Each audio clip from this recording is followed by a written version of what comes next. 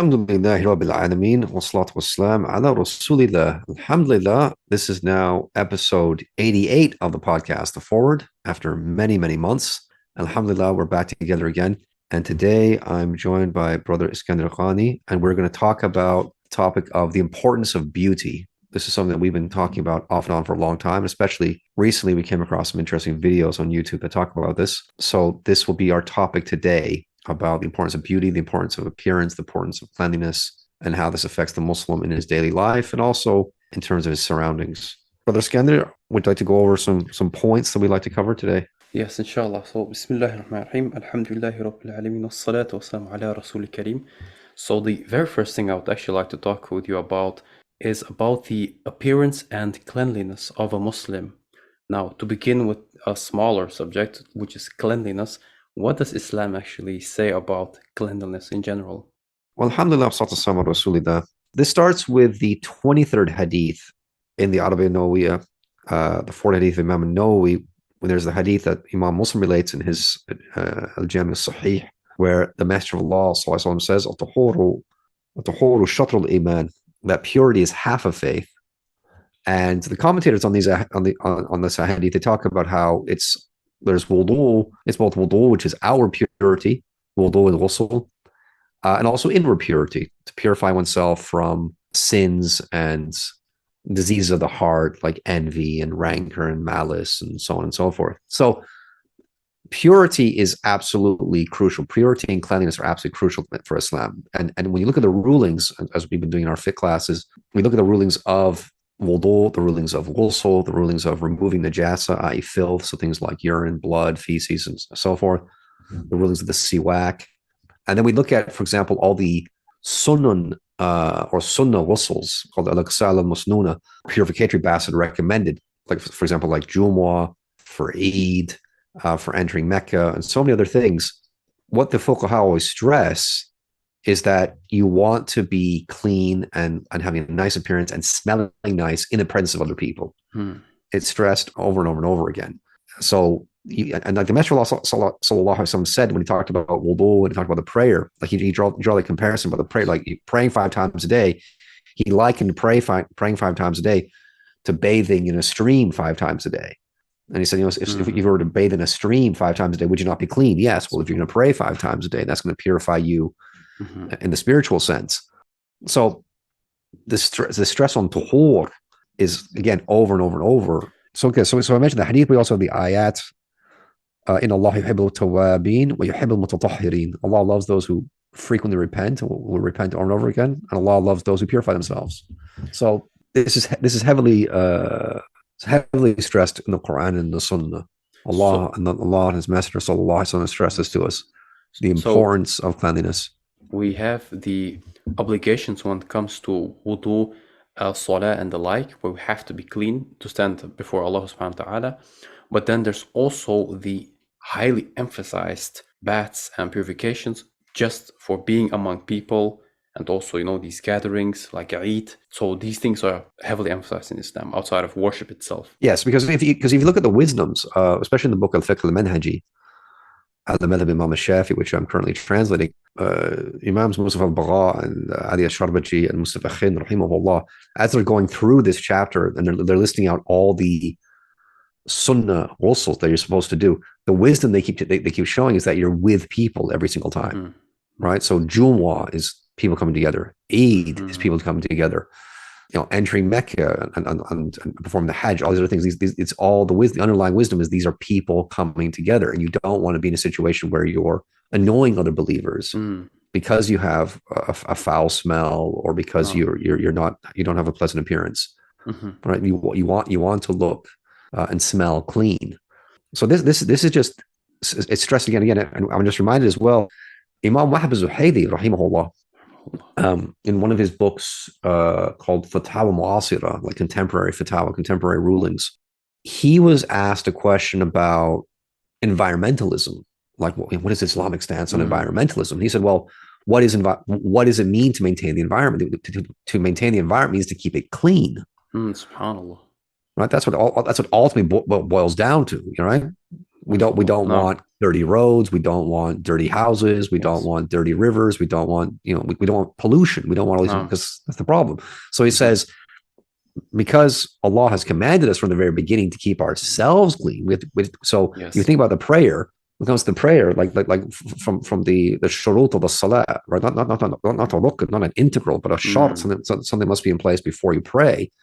Is the Hādī al-Tāwīl wal-Badani wal-Makan, right? You have to have this cleanliness of the body, the cleanliness of your clothes, and the cleanliness or purity of the place of prayer, right? So that's the starting point. That's just the prayer. That's the starting point, right? So of course that should extend to everything else, right? So if your body has to be clean, if your clothes have to be clean, and then your place of prayer has to be clean, then you think about everywhere else. Because again, what's a unique gift of this ummah? A unique gift of this ummah is that the entire earth is a masjid. MashaAllah. Right? So if you think about your house, and that you can pray in any room in your house, anywhere in your house, right? Like, obviously minus the toilet, but you want to pray everywhere, then obviously you'd want your house to be clean, wouldn't you? No. Right? You don't want najasa in any room in your house. Because you're thinking like, oh yeah, I might want to pray. I might have to pray in my living room one day. I might have to pray in my bedroom. I might have to pray in the kitchen. I'm out, wherever. I want this whole house to be clean. It all transcends. So if as a Muslims as at the individual level and as a collective level are so focused on cleanliness, then we don't get pollution. Because then we have to think about, for example, the water we use, right? So go back to our fiqh classes. Think about the water we use. So, for example, like in the method of called the Abu Shuja, where he talks about the 7 sources of water. Like, where does water come from? It comes from all comes from the sky. But we have lake water, sea water, river water, well water, spring water. So we have all these waters. That water has to be clean. We don't want the water to be contaminated. So then, naturally, because of our wudu, because of our ghusl, because of our desire to be free of najasa, we want our water supply to be clean. Right. MashaAllah. Right. So you just extend out that, well, obviously we're going to be very, very careful with something contaminating or polluting our water supply. We're not going to tolerate any sort of industry or any sort of corporation putting its filth in our rivers or in our lakes. Because eventually that's going to come down to us, isn't it?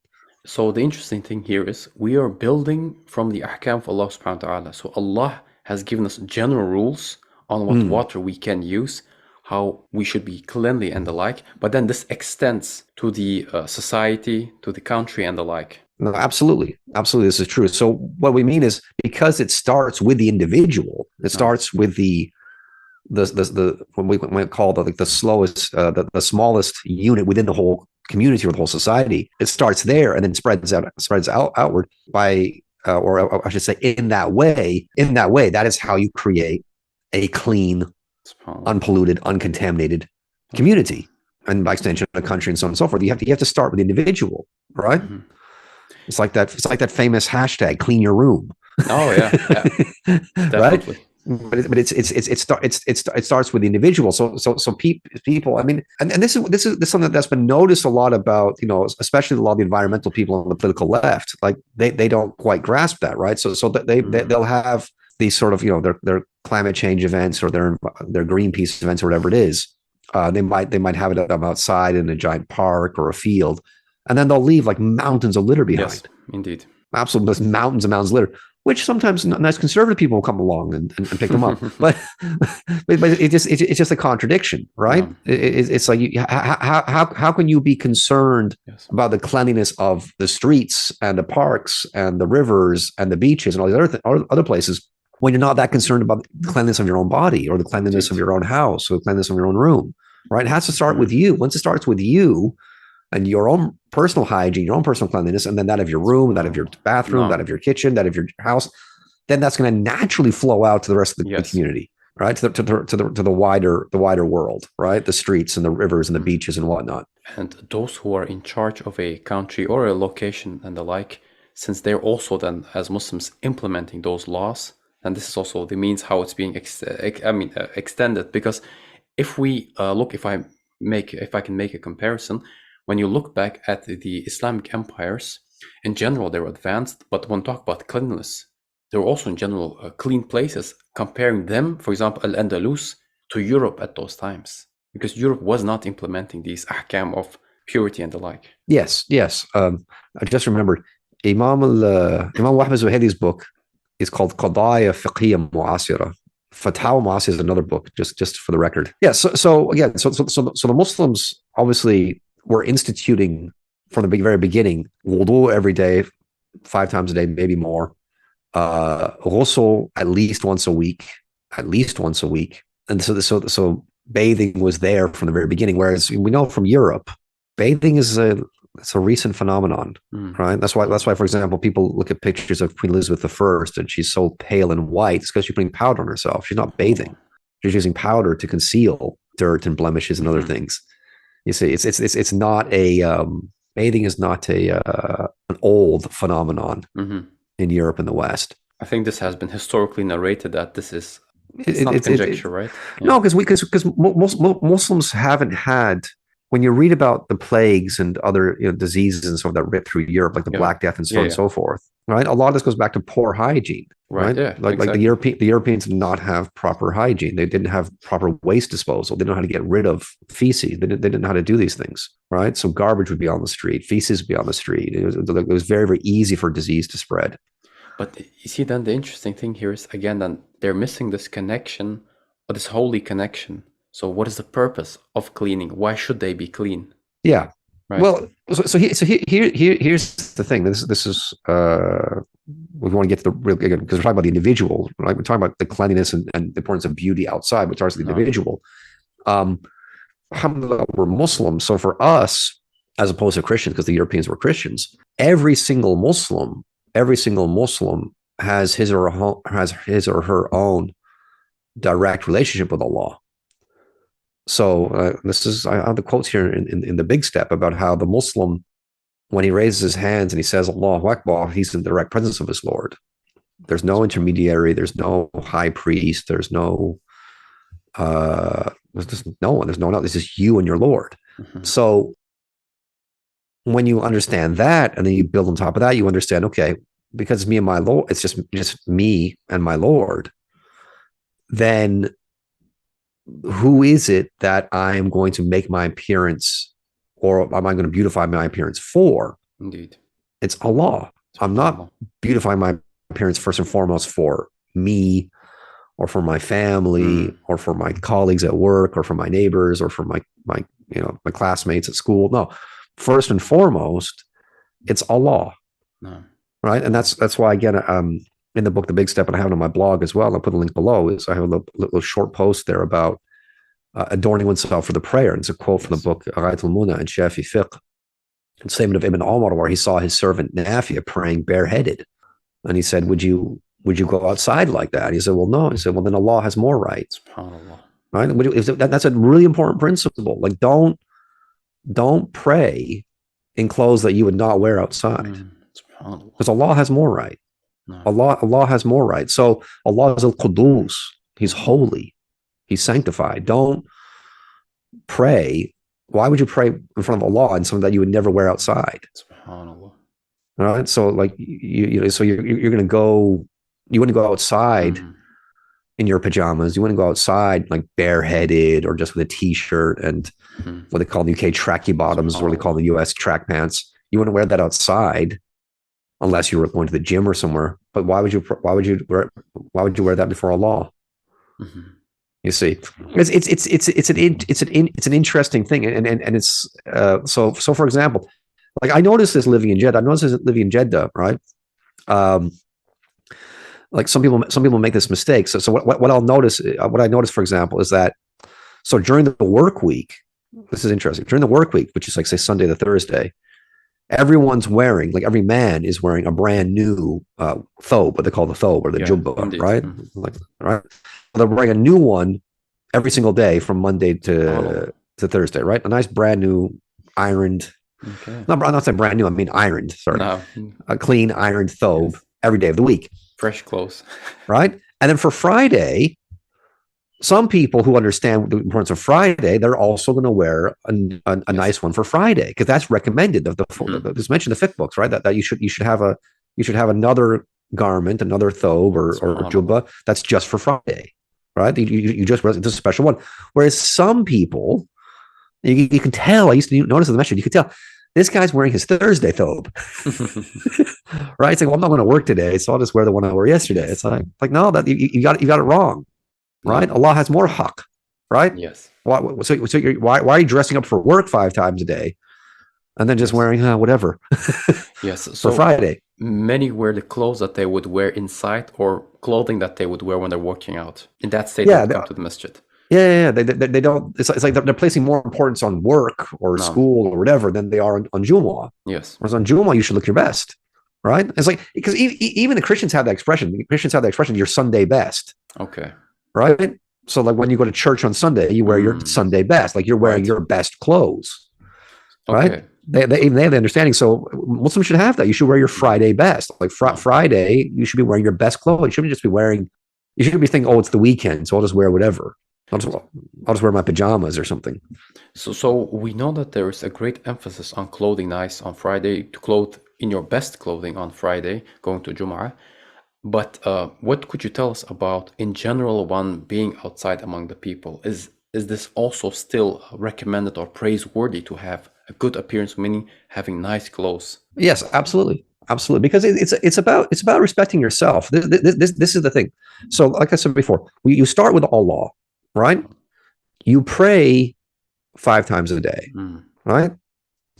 So there's Fajr, there's the Waqt Muḥammad, which is what you call the neglected time, right? There are no prayers. It's a neglected time, quote unquote. There are no fard prayers between sunrise and the Zawal, noon. So first and foremost, you're dressing up. You want to look smart for Allah. No, indeed. Okay, and then here's where it really, really hits home, and I think where really hit home for a lot of people is what happened over the past 2.5, 3 years with the COVID lockdowns. Okay, so when those first things, when those lockdowns first happened, right, which was like March 2020 in the Gregorian calendar, I, for some reason, I don't know what prompted me, but I was very, very conscious of the fact that in order to maintain a healthy state of mind, I still had to get up in the morning and get dressed. Okay, mashallah, yes. Right? I couldn't just, well, I'm not going to work and I'm teaching online, right, and I don't turn my camera on. So I'll just sit there. Yeah, I was teaching a bathrobe or in my boxer shorts. Like no, right? I still got dressed. I still ironed my clothes, or got my clothes ironed. I shower. I did everything I was supposed to do, because that's how you maintain your sanity. You maintain, because I could see this was not a good thing. So I said, like, I have to maintain my sanity. I can't let something like this break me. In order to not let this break me, I have to maintain as much of my normal routine as possible. So I made the point of wearing new clothes, or wearing a new quote unquote thobe every day, making sure it's ironed, making sure it's clean. Even though I'm teaching online and I'm not using a camera, and the masjids were open for maybe a few weeks after the schools and universities closed. I was doing my best to go to the masjid. I was teaching the very last time they closed the masjid. Last time they did prayer. That was heartbreaking, but. Yeah, but that's what I did. Whereas what's happened over the past 2.5 years, and then as things, so all this work at home culture was created, and then it came to an end, right? So a lot of people came in and they said, "I come back to the office," and I know people work in different sectors, in this country, other countries. I know people, and I've been told stories of how people, once they got into that work at home culture, that work at home routine, they just let themselves go. They didn't take care of their hair. They didn't take care of their beard. They didn't take care of their weight. Right. So, I spoke to someone in my family who works with some of my wife's relatives, who works in an office, and he's just started going back after like 1.5, 2 years.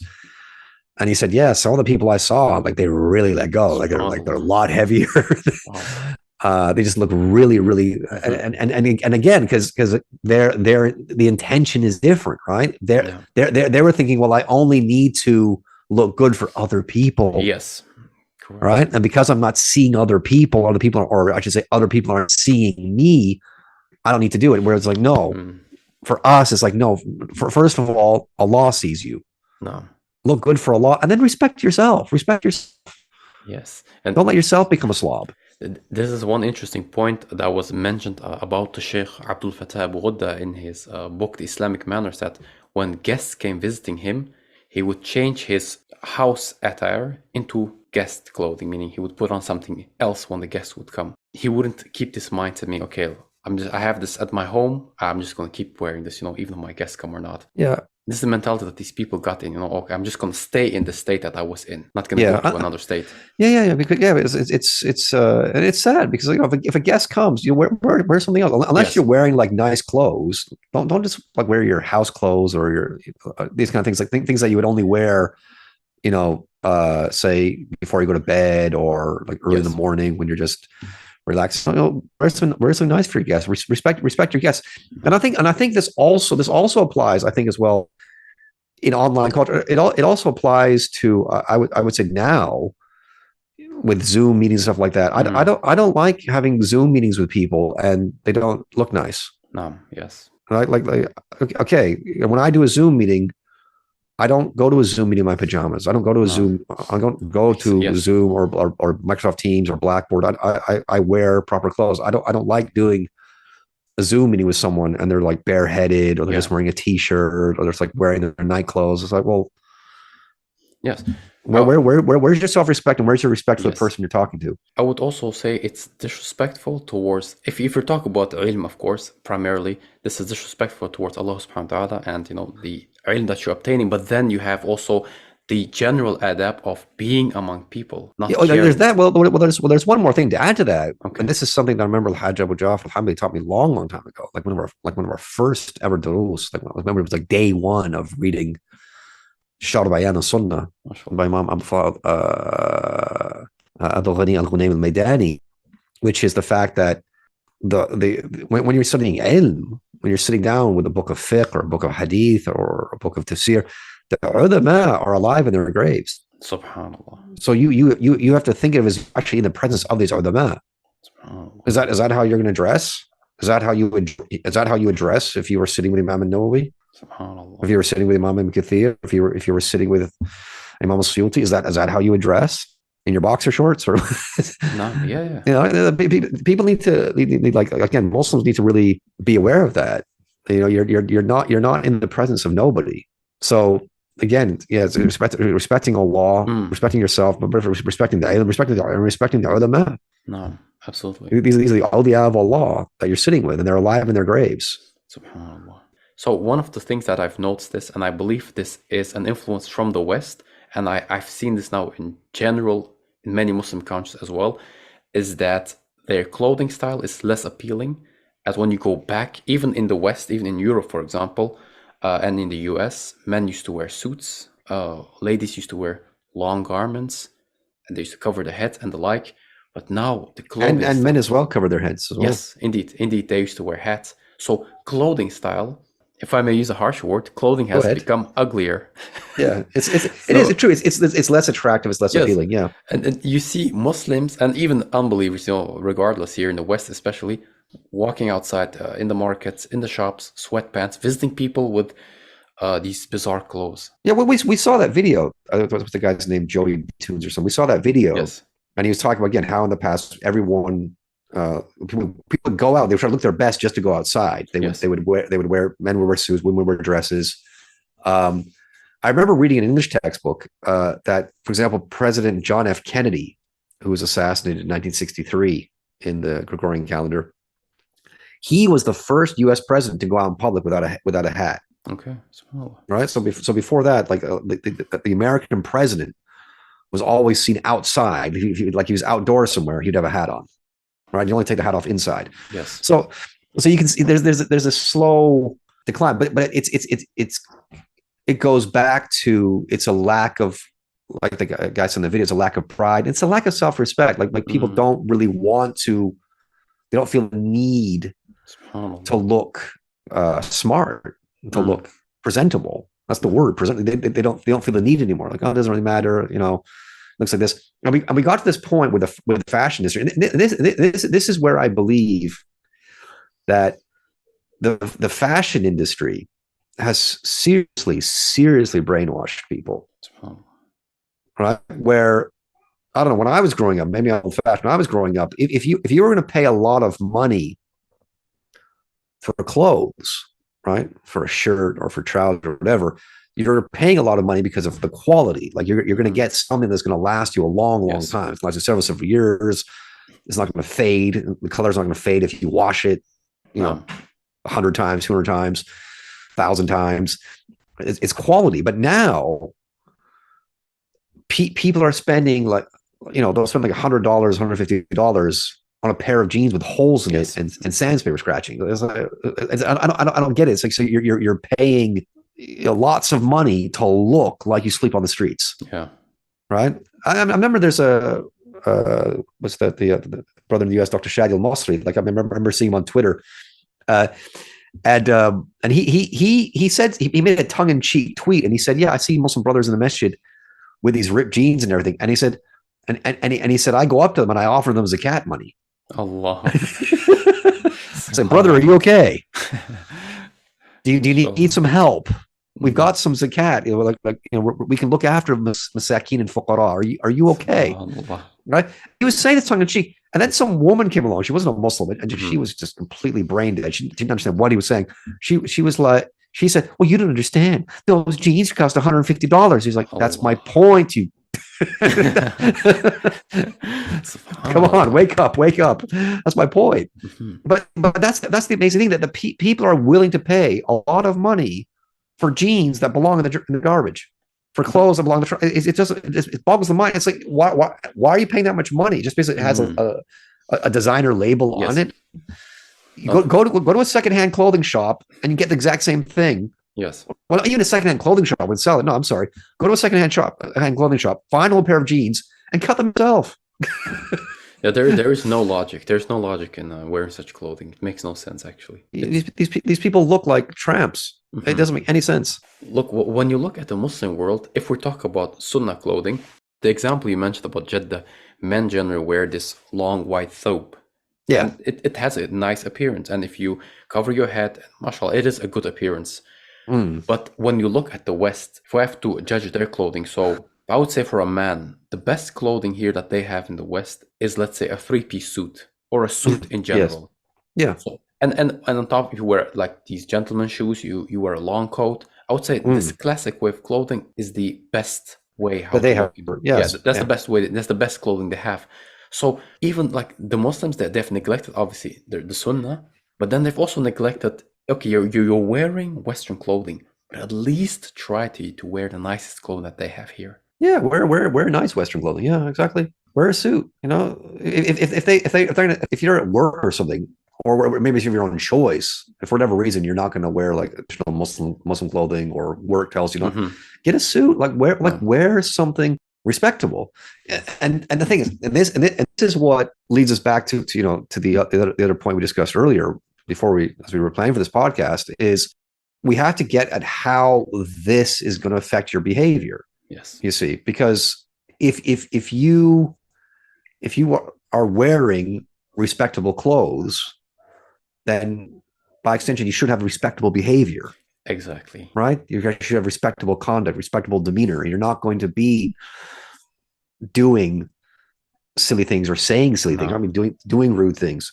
It's going to affect you, and then at the same time, that's going to affect your environment. So again, if your environment, so this is why I connected that video we watched by that guy called, interesting name, Joey B Tunes. Okay, but I connected that video to the video what's called broken windows theory, which I believe was discussed by Malcolm Gladwell. I first came across it in, I think it was Malcolm Gladwell's book called Outliers. I don't think it was Tipping Point. I think it was Outliers. It was one of the two. But so the broken windows theory, or broken window theory, which is not the broken window fallacy, right? There are two things. The broken window theory is psychology. Broken window fallacy is economics. Okay. So broken window fallacy, just in quick summary, broken window fallacy is this idea that destruction creates jobs. Okay. Right. This is discussed by Henry Hazlitt in his book Economics in One Lesson. Right. So the idea is, if you, Iskender, if you're a baker and I'm this naughty little kid and I throw a brick through your window, right? you're going to have to pay a glazier to come and fix that window, right? And by paying that glazier, you're creating a job, right? So now the glazier, now he has a job. Now he's fixing the window. You pay him. He takes that money and he buys something else, blah, blah, right? So we're creating work, we're creating jobs, right? But like Henry Hazlitt says, economics is about belief in the unseen. Because how do we know that the money that I made you, because I broke your window, therefore I made you pay the glazier, how do I know that money that you had in your account, you were not going to spend that on a new suit? We're talking about suits, aren't we? Okay. Yeah. Right. And therefore, you were going to pay a tailor that money, right? And then the tailor was going to go buy something else, right? Yes. So the money wasn't just sitting there and do nothing. You see, so that's the broken window fallacy. Okay. So I don't want to go off topic too much, but the broken window theory is about how you, right? What I mean, you, Iskender, or anyone listening, right? You may be an upstanding citizen, a law-abiding citizen, right?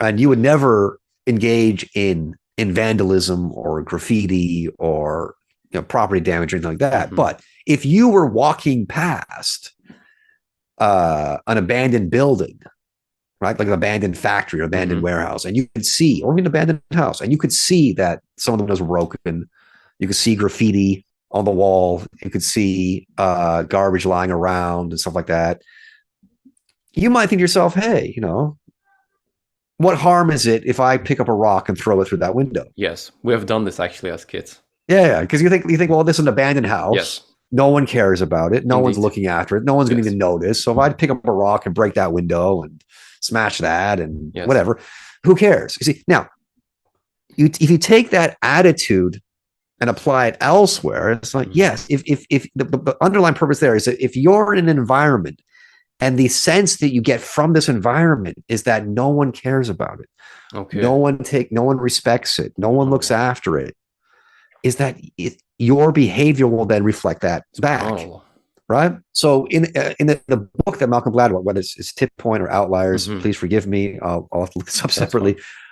He talked about how Rudy Giuliani, when he was the mayor of New York back in the 1990s, and he tried to clean up crime in New York City, and one major place of crime was the New York subway. Was he said we need to clean up the subway, right? Because the subway system, the underground trains, there was a lot of graffiti, there was a lot of garbage. The trains themselves, they had really poor heating. So you'd have like the air conditioning wouldn't work in the summer, the heating wouldn't work in the winter, really uncomfortable things. So he said we need to make the subway system, we need to make it a place where people actually respect the environment. It's not just this dump where people think, well, why should I behave myself here? Look, there's graffiti, there's garbage, there are drug addicts hanging around here. There are, it's not. So he cleaned that up, right? And that had a massive effect. It had a massive effect on people's behavior. So, and I even saw something recently. I don't know if it's a clip you sent me. We'll talk about a very controversial figure, but I saw this from a little clip that came across on YouTube. Like Andrew Tate was talking about, he was comparing Dubai to the UK because someone asked him a question. So like someone asked him a question about the UK and said, why is the UK such a mess? No. And he was actually in Dubai at the time, and he said just look at just compare Dubai to the UK. Absolutely. They said the Dubai is super clean. Yes. And so because it's super clean, it's this pristine state, that affects everyone's behavior. That forces everyone to behave this way. It's like, well, I'm a really clean environment, whereas the UK is not quite like that. Yeah. Right? There's the environment's not being respected, and therefore people don't act respectfully. I can share the same thing when I'm in Belgium, when I'm in Antwerp and Brussels, which are the bigger cities. When you just go outside of the main central of the capital or the city itself, it is just dirty. Dirt on the road, there's crime. This is a natural effect that also increases crime. And people don't really realize it because the example Andrew Tate gave is he said if you go to, like, if you were to go to, he's not the only person who's given this example. I think I've read this in other books, but it's like if you go to a restaurant, right, where it's like really, really clean and really, really well maintained, right, and then you eat some food or you have a cup of tea or a coffee or something, right, like once you're finished, you're almost motivated to clean up your own mess. Hmm. Because you're like, this place is so clean that it's like almost I don't want to just leave my cup of tea here. I don't want to just leave it here because this place is so clean. Or maybe even if it's say like not a restaurant, because usually if it's a high end restaurant, there'll be waiting staff right there to take your dirty dishes away as soon as you finish. But you might be in a nice hotel lobby, for example, right, where there isn't a waiting staff. So you're just there having a drink, and you put it down. You think, you know what, this is a really nice hotel. I don't want to just leave my cup here or leave my dish here. I'll take it and throw it away. I'll take it and give it to someone, or I'll throw it away. Yes. Whereas if you're in a place where you can see that it's not well maintained, there's no one who's looking after it. Once you're finished with your cup, you'll just put it down. You just leave it there because you think, well, who cares? Yes. No one else cares, so why should I care? You see, and I think it also makes a lot of sense. I think it also has a big effect on like school kids as well, like school kids, like children, they need to be in a clean environment, clean, because if they're in a classroom and they feel like, wait, this classroom's not well maintained, because I've taught in schools, I've been a school teacher, and I know how kids react on that. And when they come to a classroom, they can see like, wait a second, there's paint coming off the wall, there's holes in the tiles on the floor. There's something dirty here, something broken over there. They just seem like, like I don't have to respect this area. Yes, I don't have to respect this room because look at it. No one else respects this room, so why should I? That's what they think. You see, so it's a huge thing. So for our own betterment as Muslims, again, it goes back. It's really, really important to not just clean yourself spiritually and physically, but to clean your environment. And what I like about that video that I share with you, I'll put this video below, that video about the broken fallacy, the broken window theory.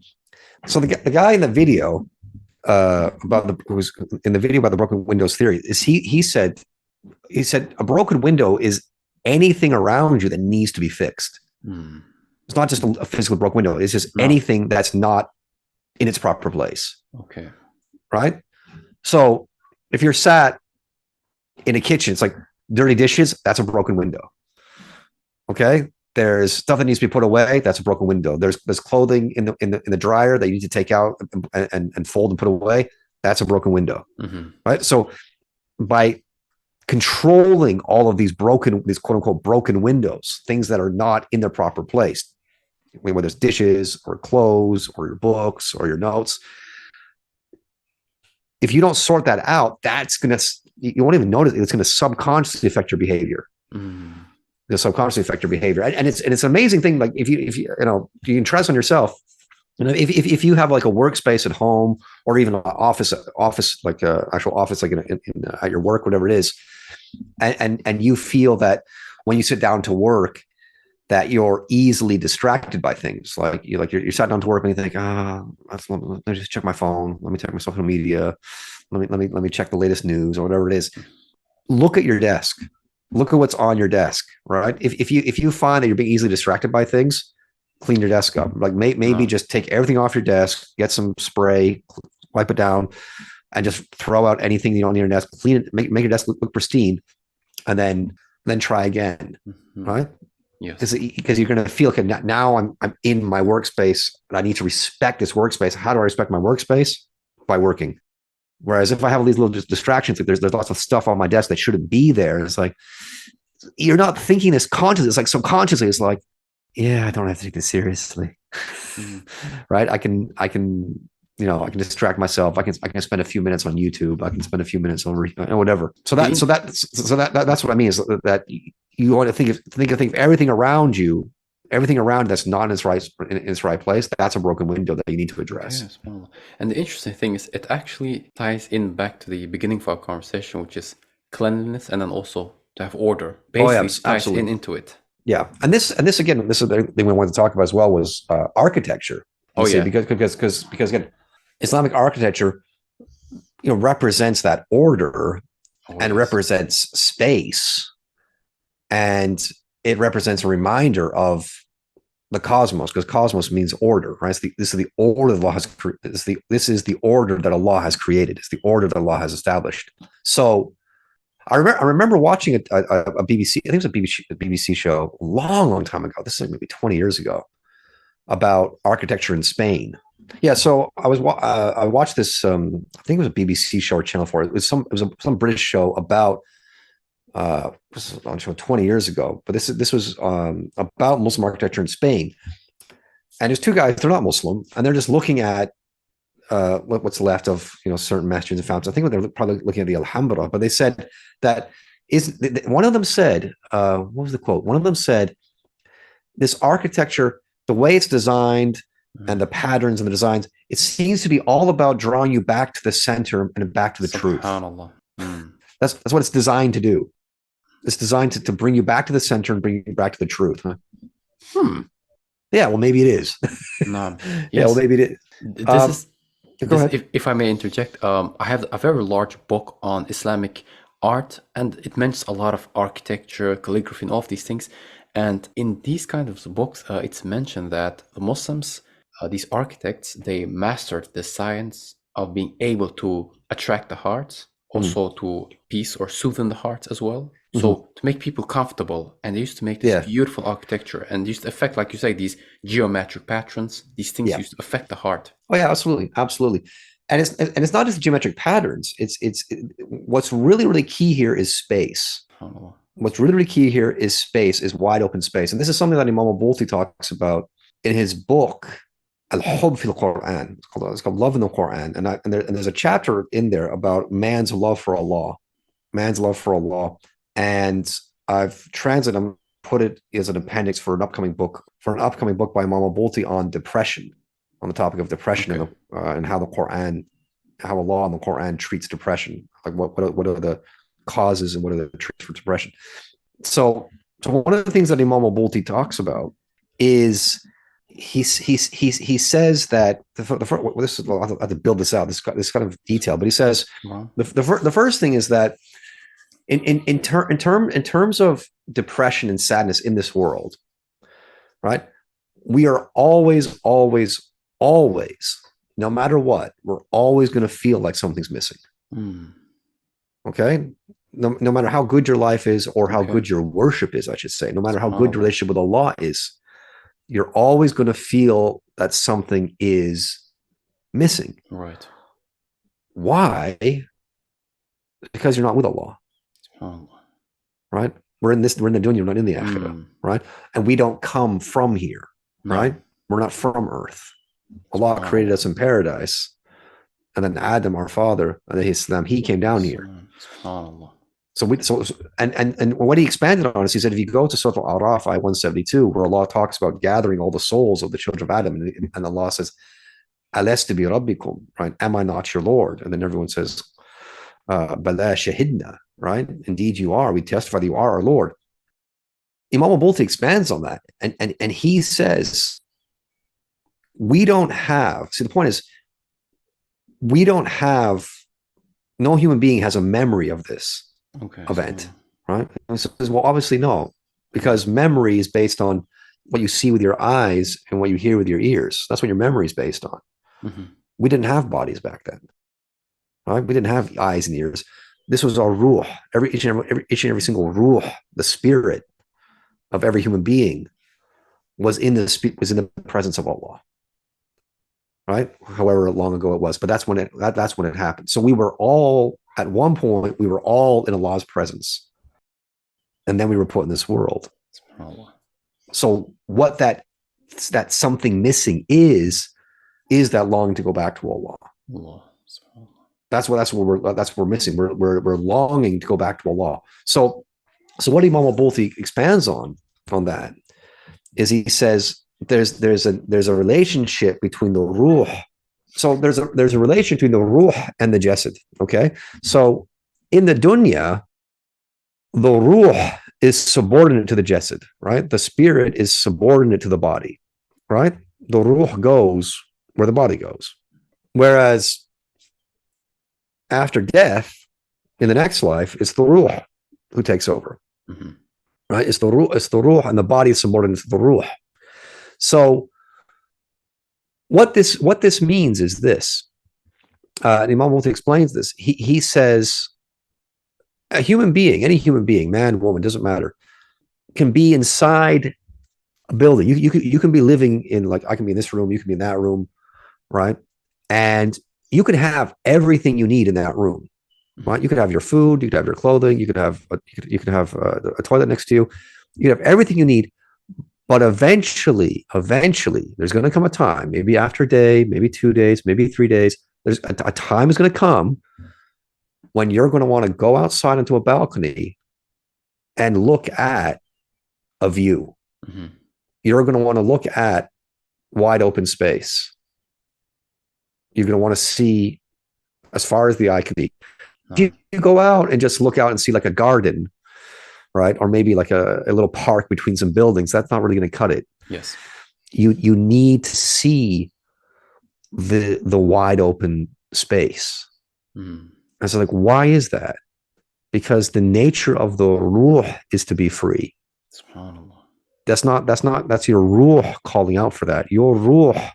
Because when your ruh, when you go out on a balcony or you go out to some high place and you look out over the horizon, your ruh is seeing that. And your ruh is saying, when am I going to be free to explore? SubhanAllah. When am I going to be free to fly over all this area and explore? And why is the ruh saying this? Because it's all about what? It's all about going back to Allah. Mm. When am I going to have that freedom to go back to Allah? You see? So that is the importance of space. So when you think back to the nature of a masjid, how it's just a wide open space, right? A masjid and no furniture. Mm-hmm. Right, no furniture, right? Like, churches have pews and synagogues. Okay. No, no images either. Exactly, it's just wide open space. It's just wide open space, and that's also about being conducive to the ruh. It's letting the ruh. You're letting that spirit breathe. You're giving it space because that's what the ruh longs for that. Okay. And I think, when I think about it, I think the Christians have caught on to, they did catch on to that. You see, I don't know whether they got from, but because I remember as a kid, way back like 30 years ago, I remember as a kid, my father took us on a family trip to northern France, to Normandy. I don't know if you've ever been there, but Normandy, like, it's these cities like Rouen and other places where they have lots and lots of cathedrals going back hundreds of years. No. And those cathedrals, like, you go inside, they're stunning because you go inside and how high they are and how high the ceilings are. It almost knocks you out, just because I remember as a little kid just going inside, just looking out, like, oh, it stuns you. Mm-hmm. Like the space, it almost scares you. Mm-hmm. Yes, the space, but you can see kind of where they're getting at is like, you want space whereas if you go to a place like a low ceiling, it feels like. Yes, that is the difference indeed. Yeah, it's not nice to try to worship in a place with a low ceiling. It's like, no, you want to feel some space. Mm-hmm. So that's another aspect of beautiful architecture is creating space. And then to add to that about architecture and about our nature as human beings, and this is something that, again, I have to give credit to Hajj Abu Jafar al-Hamdi for pointing this out to me when this was in a conversation we had a long time ago. I think I've put this in some videos or podcasts, but and I mentioned this before, how we're not from here, right? So we human beings, we the Bani Adam, the children of Adam and the Hissalam, we're not from here. So where we're really from is paradise. We're from Jannah. So when we come here, right? So Hajj Abu Jafar, he gave us this distinction. He said it's like when you're flying on an airplane and you're flying over, just the natural world, like if you're flying over a forest or a mountain range or something like this, and you can tell there's no human influence here. Right. And one clear sign of that, again, there's one clear sign of no human influence is there's no straight lines. Right. No straight lines. But you can see there's no roads. Yes. There's no buildings, nothing. And then when you actually get to a city or town, this is what he said. He said it looks like an invasion. Okay. It just looks out of place. It's just like you go from all these the forests and the trees and the fields and the rivers and the mountains, and then you get this big buildings, right? Yes. It's like all this concrete, the roads, yes, and the houses and the parking lots and the airport and all that. And it looks like an invasion. It just looks out of place. Right? Because we're not from here. Indeed. Right? we're not from here. Now, here's the other thing, is that because we're from paradise, right? Because we're from Jannah, we, for some reason, it's like we want to recreate that here on earth, right? Okay. So here's an interesting point I've noticed. And again, if you think of any kind of like immigrant community anywhere in the world, right? If you're talking about like English people in Belgium will try to create as much of Ingushetti as they can. Will they not? You try to have like a store that sells English food. You try to have your own masjid, right? You try to recreate your home in your new place. I've noticed this with some English families. The home designs is like exactly the ones I see in my country when I come here visit some people. Yeah, exactly. And everyone does that, right? It doesn't matter whether they're Turks, whether they're Arabs, whether they're Kurds, whether they're Indians. Everyone does that. Everyone tries to recreate what they're familiar with. Yes. Right? So here's an interesting thing. And I looked this up myself. al-Hajj me this point. I thought it's interesting. I looked up. There are botanical gardens in every major city in the world, Muslim world. You know what I mean by botanical gardens? You can expand on that. Yeah. So botanical gardens are nature, but not as nature intended. Okay. So botanical garden is where you go and you actually find beautiful flowers, beautiful plants. And you usually find what? You find streams. You find fountains. Fountains, right? And people really like them. Always, indeed. They're really popular, right? They have them in Egypt, even. They have them in Malaysia. And they have them in every like major European American city, like Copenhagen, London. They have these botanical gardens. I'm sure you'll find them in Brussels, right? And even like you find this in the Shami masajid, in like the inside masjid. Yes, fountain in the middle. Exactly. So it's all jannatin tajri min tahtiha al-anhar, right? It's gardens under which rivers flow. So, but I'm saying even unbelievers, they have these, right? So why is it that you got to think about why is that people, it doesn't matter whether they're Muslim or not, they love botanical gardens, and the same thing with wealthy, like people, like wealthy people, when people can afford it, what do they like to do? They like to have a big house with gardens, but they don't want to have gardens just natural, right? Not the way they're naturally found. Yes. Just with bushes and trees and grasses and wheat. People don't want that. People want to have a maintained garden. Yes. Right? They want to have particular plants. So the hedges have to be trimmed. There have to be certain flowers. And there have to be nice pathways. And then there has to be a fountain. There has to be a stream. Like, why? Why do people all around the world, Muslim or not, why do they all like this? Okay. You see, this is part of beauty. It's all a reminder of paradise. Whereas a natural outdoor setting, that's not really impressive. You see, no. If it's just grass and weeds, it's like okay, but it needs to be made in a certain way. So in general, we, like the unbelievers and the believers, we all agree that this is beauty. We're attracted towards it. But then there's also the underlying cause. Why are we attracted to it? And this is that you're saying, because we're trying to recreate where we come from. Oh wow, subhanAllah. That's what it comes down to. We're trying to recreate where we come from. We do, and even though they don't know, which is like the blueprint. Yeah. we're trying to go back to the blueprint. We're trying to, but it's like why? And I remember I had a discussion with another friend of mine about this point, and I said like, and if you think about paradise, because what do we know about paradise? Paradise is, yes, we know it's got it's rivers, right? It's gardens under which rivers flow, right? That makes sense. But if you also think about the fact that paradise is a place of perfection, right, where no one gets sick and no one gets old and no one dies and so on and so forth, right? No one suffers, right?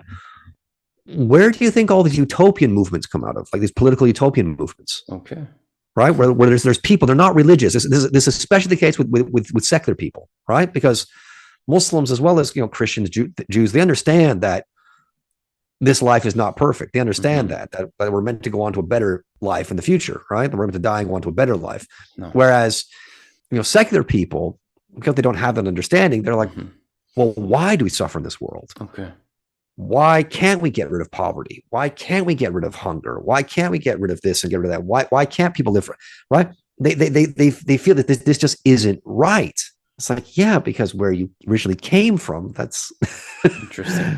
that's how it was, right? But you're struggling in this life because you don't understand the purpose of the dunya, Hmm.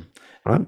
Another interesting thing I want to add to this is a lot of these wealthy people, whenever they have these events or whatever that's going on, they have servants serving drinks, serving foods. And Yeah. isn't this also part of people serving in Al-Jannah, youth serving? Yeah. It's all the same thing. It's all tied in. When I say there, it's again, we go back to the importance of beauty. Is again Yes. that beauty is again it's all about our connection to the paradise. So it's about our connection to SubhanAllah. Jannah. That's what's all ultimately coming down to. Mhm. And we want to be in a state of reminding ourselves of paradise, which reminds us of Allah, obviously. No. So that's how you kind of you put it all together, the importance of beauty. And the point is beauty is attractive. So we have to think, especially like people out here in the Western world, people in the Western world, where you're trying to present Islam to people, that's how you want to bring people to Islam and attract them. Show them beauty. Absolutely. Beauty in your character, beauty in your appearance, beauty in your manners, and that will draw them in because beauty is just naturally attractive. If I may add this, you mentioned the beauty in manners, of course, but the physical appearance would wear nice clothing, but then also if you have a beard as a man, keep it nice, Yeah, of course. Yeah, right. You would have it that not bushy and unkempt. You keep the beard nice, comb it, and use perhaps oil, and the same with the hair and the covering. So meaning the physical attractiveness that you look when someone looks upon you. Oh yeah, absolutely. And it's one of the things we think about. When we talk about. I think I was covering this the other day in one of my classes. We were talking about the nature. Because this word came up of tenfir or munafir, right? So because like in our books of theology, we talk about like a prophet, no prophet of the Islam or our prophet no prophet has any quality that is munafir, right? No prophet has a quality that would push people away. SubhanAllah. Right? Like he doesn't have like some weird sort of ailment. He doesn't have some kind of disfigurement. Yes. Or mutilation. There's nothing like that. He has no quality, whether physical or moral, or whether I should say, whether physical in terms of his character. Yes. There's nothing about him that puts people off. Amazing. So basically, they have a beautiful appearance. Their beards are beautiful. Their faces. Yeah, they have beautiful manners and beautiful appearance. Right. In terms of their akhlaq and their khuluq. No. Right. Or sorry, in terms of their khuluq and their khilq. Right, that's the word. In terms of both their characters and their morals, as well as their appearance, they're beautiful. They're handsome. I always recommend to people this book of Islamic manners by Sheikh ʿAbdul. When you look at the pictures of the Sheikh, you can see his beard very nice. It is very well kept. His clothing, his appearance, his mustache. And he also heavily emphasized this, just your physical appearance, but then also obviously the moral, being upright, having good manners, having beauty in your manners. Absolutely, and it will, whether you notice it or not, it will affect your behavior. Allah. It will affect your behavior, how you dress, and how well you keep your surroundings, how tidy and clean and organized you keep your surroundings. That will affect your behavior.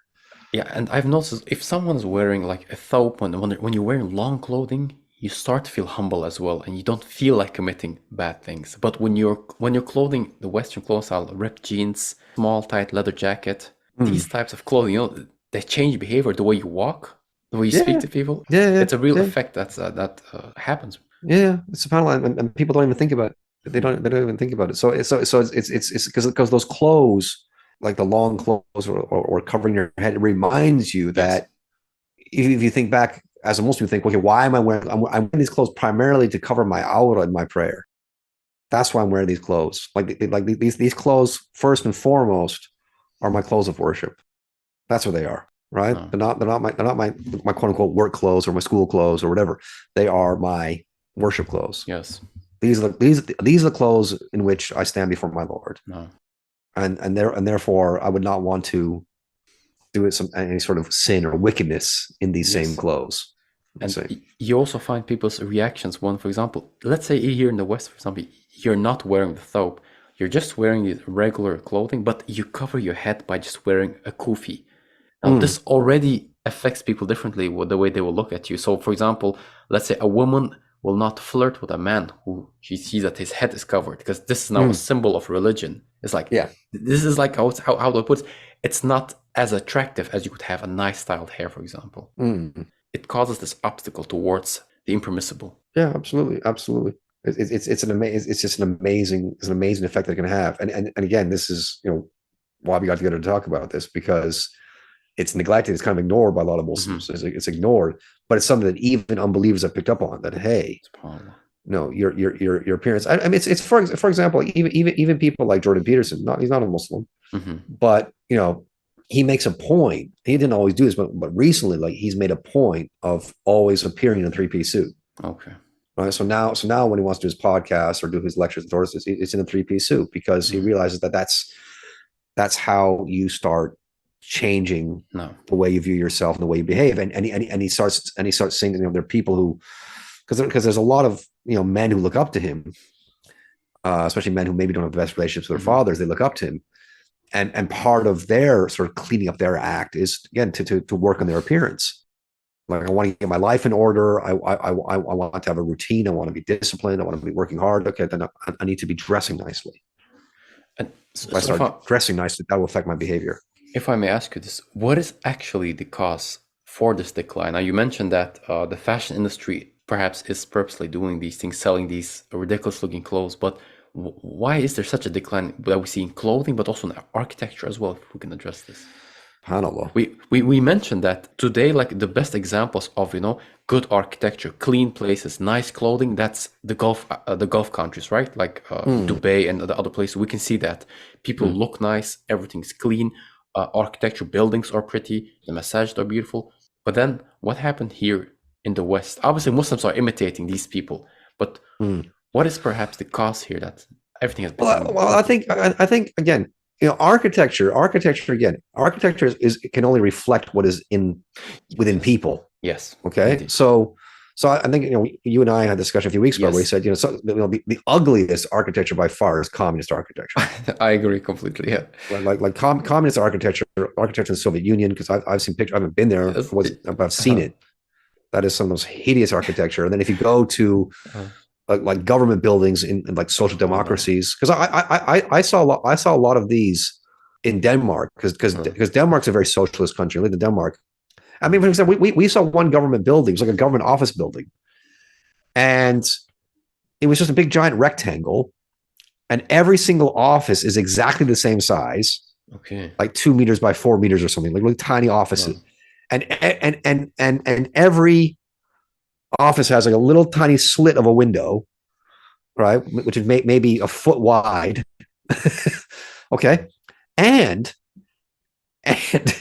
this from what I remember, I could be wrong. What I remember of this office building was it was next to a canal, or was next to some body of water, because Copenhagen is actually a beautiful city. Okay. So it's a beautiful architecture. This building was sort of next to a canal, and none of the windows were facing the canal. Oh, subhanAllah. So what's the point? I mean, they're facing the road. Yeah, so it's suffocating for the soul to be in that kind of architecture. But again, this is that. Yes, the state of the heart, basically. The state of the heart, but this idea, because again, when you get into like hardcore secular beliefs like communism and socialism and so forth, this you know, people are no longer viewed as human beings, as having a body and a ruh. It's you're just a body, you're just a machine. It's like you just need your office and your desk, and you'll be there from 9 to 5, and here's your toilet and here's your food. That's it. Well, why do you need any sort of like visual stimulation? Why do you need to feel relaxed?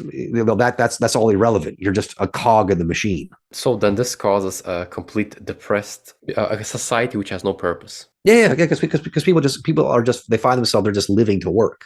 No, that's all they're doing. And again, you go to the Arab world as well. The Arab world, because the Arabs have flirted again with socialism and so forth. So you go to countries like Egypt, Morocco, these other places. I mean, they have some ugly buildings.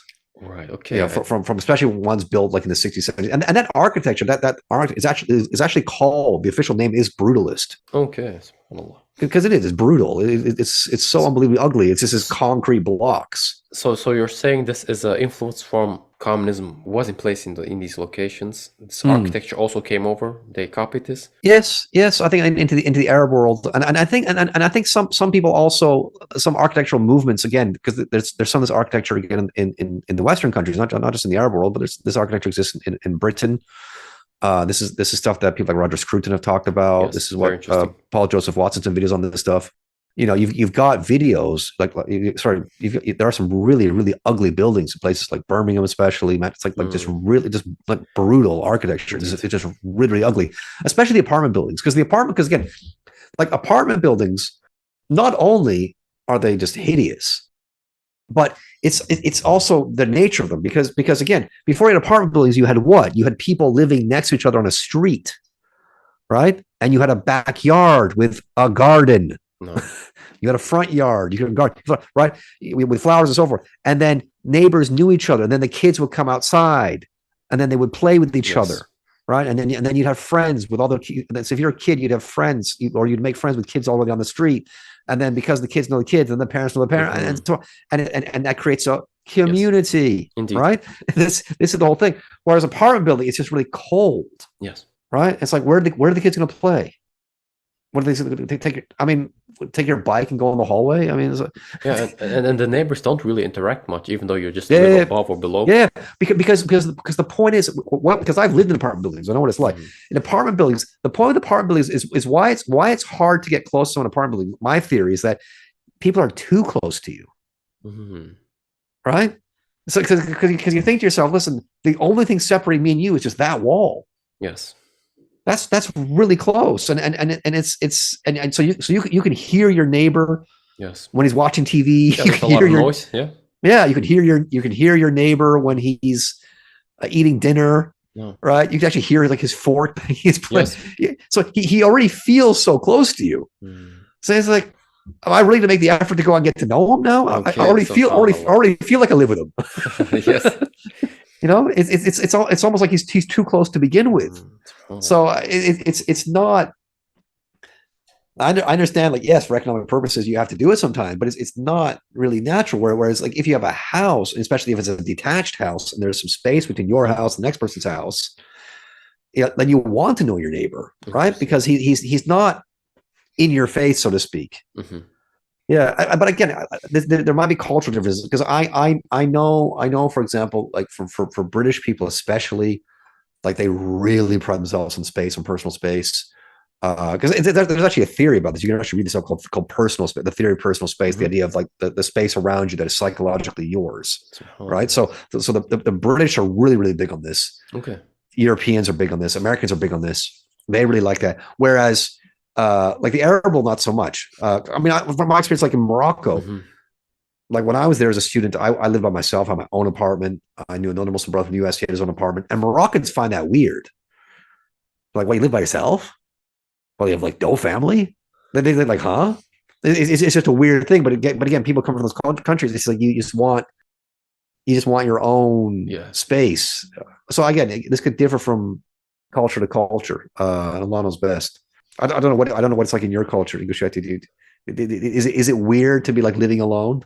Yes, I've barely come across people who live alone, actually. So it's never. Really and I think there's wisdom. I think there's wisdom. I would say it's not ideal, because we know that Shaitan is the wolf, and he goes after the lone sheep, right? So if you want to watch, again, we go back to behavior and watch your behavior. It's good to have someone with you to watch you, right? Because so it is important. But again, there's a. It's just I don't know what it is, a cultural thing or it's hard to describe it, but there's more of a desire to have personal space, and Allah knows best. Okay, and I think as a final point on this, also related to architecture, just we should finish up on a discussion about art. So Imam al-Bulti, in his series, is a TV series called Taqaddum al-Duwal, like the advancement of nations and why nations advance, and he brings it all down to or he narrows it down to the importance of knowledge, ilm, and the importance of adab, the importance of etiquettes and manners. And in the last, in the concluding segment, he talks about art. He says, like, what is fen? What is fen? He says, fen is to bring out what is in the mind and what one knows about, to bring that out, to produce it in a way that is harmonious with human taste. Right? So it shouldn't be distasteful. Right? It should be, again, it should be something that is beautiful. That's what art should be. It should be something that's beautiful. And I remember I got into discussion because during my MA, I did do one module on literature, and I had an excellent professor who was really into, really well versed and really liked poetry and other forms of literature. And we got into this discussion about, how do we define poetry? Mm-hmm. And because again, for the Arabs, if you go to classical Arabic poetry, it has its own prosody. It has its own set meters, right? If it doesn't fit those meters, it's just not Arabic poetry. Right? You can look at examples of this, like with the Nabi, or you can go to like Imam Shafi and so forth. This is standard classic poetry. Whereas you might get Arabs over the last 100 years or so, they might be trying to imitate English poetry and trying to use different rhythms and different meters, stuff like that, or no meter or whatever this. And so we got into discussion of okay, well, how do you define what poetry is? And so I took to another level with him, and I said, well, how do you find what art is? I said, and I mentioned these examples of how now we've got the situation of this modern art, or this I forget what the name is. These things where people just throw paint on a wall, like, look, yes, it's art, right? Or it's feces in a toilet, or yes, pile of garbage. Like, this is art, and it's like, what? It's like, hold on a second. So I said to my professor, I said, okay, put it this way, okay. This is art. The only reason this stuff is called art is because it's in an art gallery. Indeed. It's in an art gallery, right? If it was not in an art gallery, no one would think it is art. So I said, why don't we use the same standard for poetry, right? It can't just be poetry because it's in a book that has poetry written on the cover. Indeed. Right? If it's not recognizable as poetry, then it's not poetry. Because again, this artwork, because this quote unquote artwork that they put now, like in the modern art galleries, what's it called, the Tate in London? I read about one guy who actually sat on one of them. Because it was a chair. It was supposed to be art, but he just sat on it. He thought it was a chair for guests, because you can't tell the difference. It's like, well, what's the point of this? Isn't art? Because if it's art, people will recognize it as art, whether they're told to or not. They'll recognize it as art. So a lot of this quote unquote modern art, it's not. It's just junk. No, it isn't. It is. No. It's not tasteful. It's not bringing out anything beautiful. It's just hideous junk. And just trying to be different, trying to be quote unquote unique. Yeah, and then they try these things where it's like if you don't appreciate it because you're not sophisticated enough, and please. Like there's a particular supposed painting on the wall, and it's just one color, and it's supposed to have some kind of meaning or some depth to it. No, but there was I read a story about an art teacher at a high school who, because he's an art teacher, right? So he has like a white jacket that he wears, like a lab coat that he wears when he does his painting, right? And obviously, because he wears when he paints, there's paint all over it, right? So what he did one day is he took a close-up picture of his jacket, of his quote unquote lab coat. Took a close-up picture of it with like all kinds of colors of paint, and then blew it up and showed his class, right? And it's just a segment from his coat, right? And he said, "What do you guys think of this?" Right? And then you get these poor students like, "Oh, it's a masterpiece. It's amazing. It's so evocative." It's like, using these deep terminologies. Yeah, it's drops of paint that have splashed onto my coat. That's all it is. Yeah, it's meaningless. Yeah, exactly. There's no meaning. There's no intention behind this. It's literally drops of paint that have landed on my coat accidentally. Yeah, but this stupid. No, you're not sophisticated enough to understand this. There's nothing to understand. That's the problem. Like, I can appreciate these old, when you look at these European museums, when they have these very old classic art where you see like cities or people, like very classic, beautiful drawn images or buildings. That can be appreciated as real art. There's a lot to it and has meaning. But then you come to this age, which is absolutely meaningless and just trying to look different, basically. Yeah, exactly. Because again, but I think it's interesting what Imam al says. No. It says like the fen is the ikhraj of what's the aql, like you're trying to bring out what's inside. But it's like, but Subhanallah. then you have to ask if the art you're producing is junk, then what does it say about what's going on inside you? And strangely enough, when I have gone to hospitals and other public buildings, they have these weird images on the walls, which is supposed to be art. Mm. And I would not understand for what purpose there would be like an ugly drawn image on the wall of a hospital, in a hospital wall. Yeah, it doesn't sound too healthy. That's not it. I mean, so would you also then include this with the hearts as well then? Or is it more just to stand out? Do the hearts play a role in this case then with the unbelieving people? Well, Allah knows best.